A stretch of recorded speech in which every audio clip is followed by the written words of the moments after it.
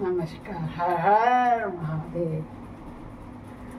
सभी को मंजू पंत का आज पितर विसर्जन अमावस्या भी है। सभी को उसकी शुभकामनाएं। सभी ने अपने पितरों को प्रसन्न खुश कर दिया होगा। जैसा जैसा मैं बीच बीच में बार बार याद दिलाती हुई सभी ने किया होगा। देखिए आज पितर लोग प्रस्थान करेंगे। सब लोगों को आशीर्वाद देते हुए अपने पितर लोक में जाएंगे। सबके बच्चों का, घरों का कल्याण होगा, अच्छा होगा। यही सोच करके हम आज शिव जी के मंदिर में भी जाइएगा, जल चढ़ाइएगा और पीपल के वृक्ष में आज जरूर जल चढ़ाइए दोपहर तक। ये मत सोचिए कि रविवार है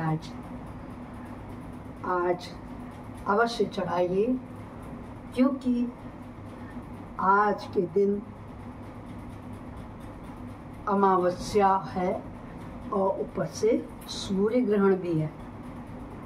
हालांकि ये सूर्य ग्रहण भारत में दृष्टिगोचर नहीं होगा, फिर भी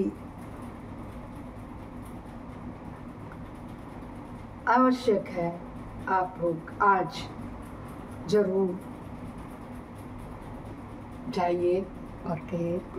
आइए शिव महापुराण के रुद्र संहिता तृतीय खंड के पार्वती खंड में हम छठे अध्याय में प्रवेश करते हैं। पहले सभी देवताओं का आह्वान कर लें, बड़ी श्रद्धा और भक्ति से सुनिए। आज का दिन तो वैसे भी शिव जी का भी दिन होता है, अमावस्या।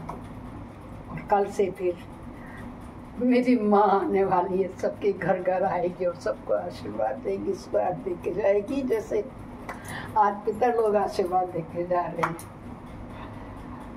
गजाननं भूतगणादि सेवितं कल्पित जम्बूफलचारुभक्षणं उमासुतं शोकविनाशकारकं नमामि विघ्नेश्वरपादपङ्कजं नीलाम्बुजश्यामलं कोमलांगं सीता समारोपितवानपादं पाणो महासाय चारुचापं नमामि रामं रघुवंशिनं करुणावतारं करुणावतारं संसारसारं भुजगेन्द्रहारं सदा वसन्तं हृदयारविन्दे भुवं भवानी सहितं नमामि।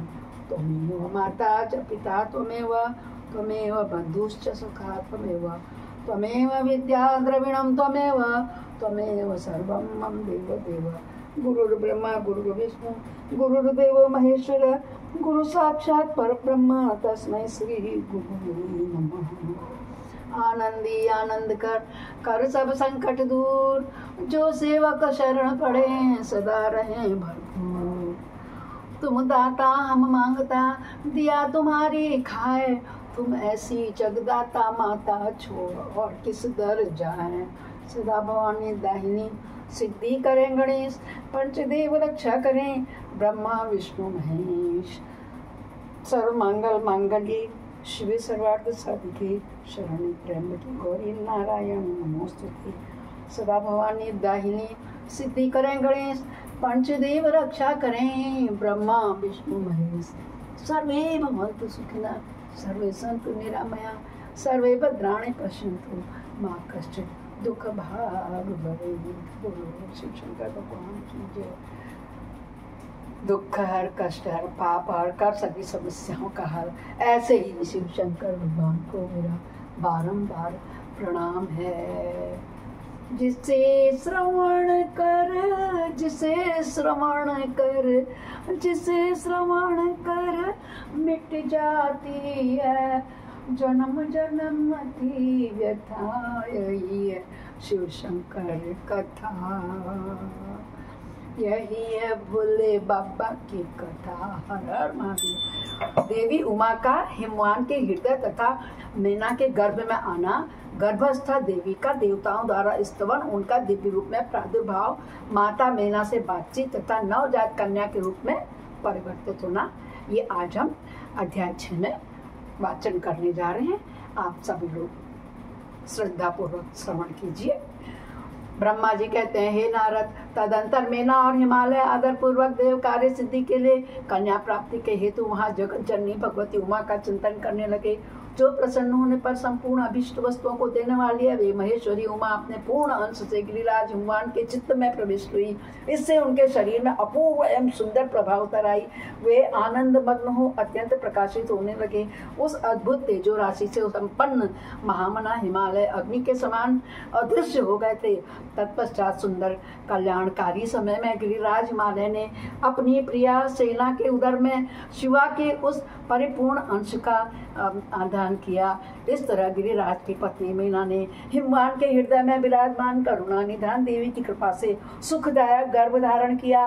संपूर्ण जगत की निवास भूता देवी के गर्भ में आने से गिरि प्रिया मैना तेजो मंडल के बीच में स्थित होकर अधिक शोभा पाने लगी।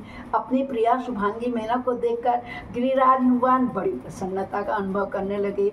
जब भी कोई स्त्री गर्भवती होती है ना, गर्भाधारण करते तो उसका रूप सौंदर्य बढ़ जाता है, क्योंकि बहुत बड़ा यह एक काम होता है गर्भ धारण करना।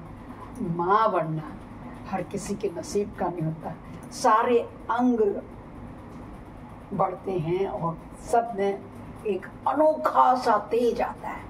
तो ऐसे ही हिमवान की पत्नी मैना के गर्भ में जब माता पार्वती ने उमा ने प्रवेश किया तो बड़ी तेजवान हो गई, सुंदर हो गई, जिसे देखकर हिमवान बहुत ही प्रसन्न हो गए। तो उसी प्रकार जिस प्रकार हमारे भी घर वाले होते हैं ना, सब वही है।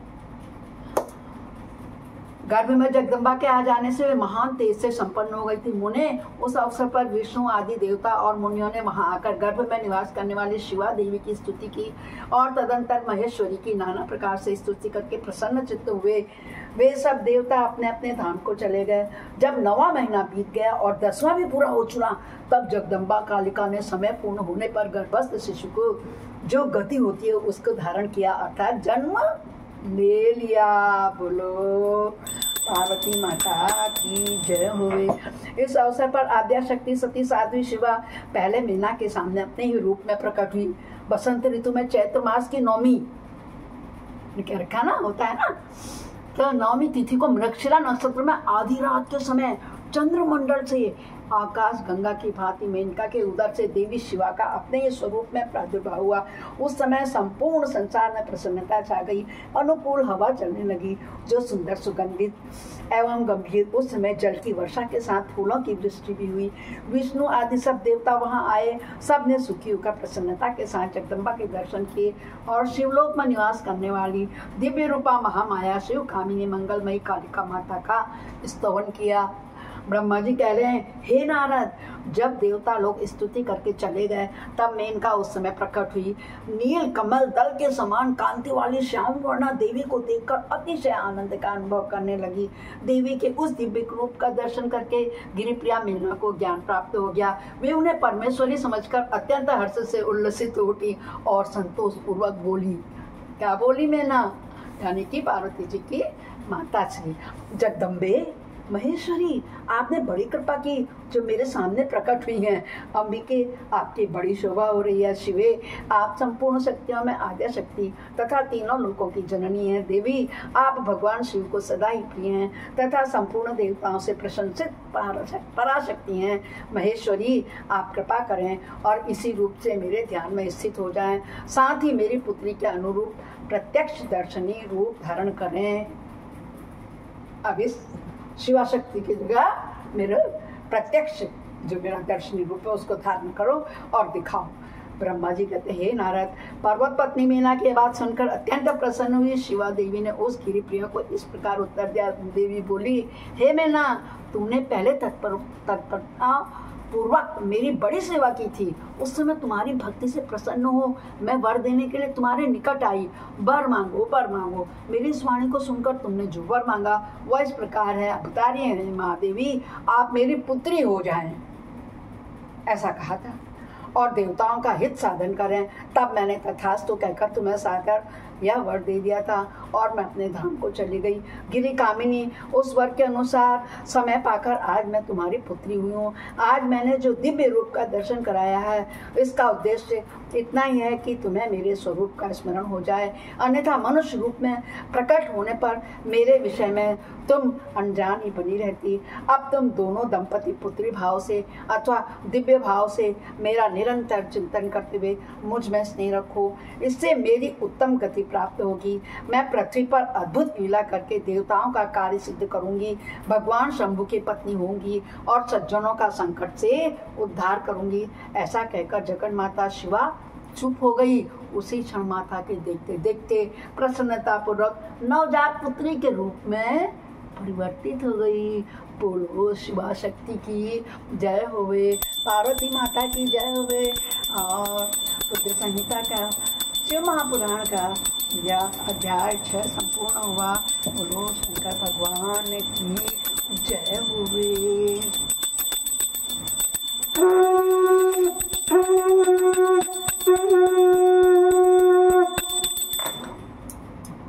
उमा तुम्ही हो, रमा तुम्ही हो, सब धन संपत्ति आदि तुम्ही हो।